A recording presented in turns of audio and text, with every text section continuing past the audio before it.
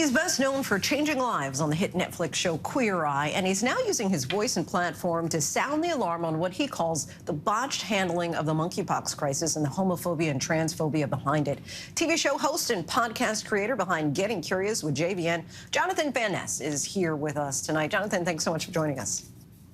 Thank you so much for having me. So let's just get right into the stigma of it all. Monkeypox can certainly remind us of lessons that we've learned from past public outbreaks, such as when HIV was blamed on the LGBT community and COVID-19 on the Asian community. How can health officials inform the greater population on the current monkeypox outbreak without stigmatizing marginalized communities?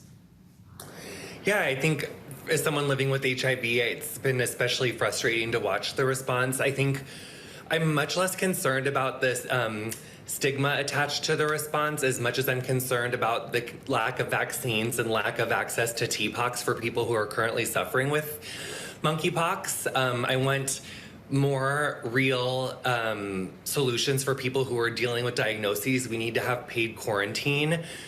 For people that are diagnosed with monkeypox, they have bills to pay, they have rent, they are not people who have, necessary access to housing like I do, or the privilege that I have, which is what I talk about in the article that I wrote for Time Magazine. So we need a fundamental plan from our government on what people who are diagnosed with monkeypox are supposed to do to not only take care of themselves, but also mitigate the risk to their community.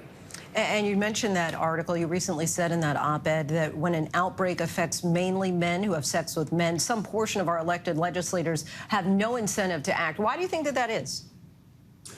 Well, because so much of the Republican Party refuses to make any sort of fundamental plan for people who are gay, queer, trans, anything within the LGBTQIA community, whether that's healthcare, whether that's access to housing, whether that's education, anything. But we certainly have seen with every single health crisis that we've gone through that the Republican Party has no concern when it comes to the livelihoods and lives of queer people. We need more vaccines, we need more treatment.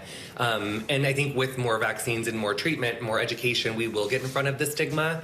But I'm way more concerned about what people are actually going through. Have you reached out to the White House, or have they tried connecting with you since you wrote this article? Not directly, no. But I would say this: President Biden is in a very difficult position. He's doing so much simultaneously. I think that we need to open our focus and not be an either or type of people. We need to be a both and type of people, which is where we say, yes, a lot's going on, and this is something else that I need to prioritize. And I do think the Democratic leadership has been all too silent on what monkeypox is doing to the queer community and what the Republican Party is doing to villainize the queer community and make this stigma and make an already dangerous situation so much worse. Is there any country that you can point to and say they are taking this more seriously than the U.S.? We should be following their lead? Well, my husband is British, and in the United Kingdom, they do have socialized healthcare, and they do have more robust access to healthcare. So I know the vaccine has been given out much more robustly there, and it's something that is being offered, without, if you go to the clinic, you're getting your vaccine. So I think that's better.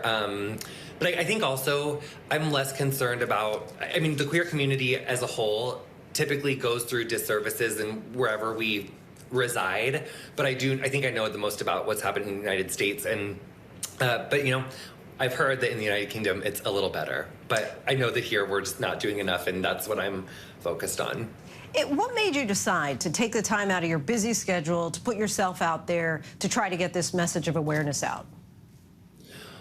Well, this isn't new for me. I've been open about my HIV status for it'll be 3 years in September of this year.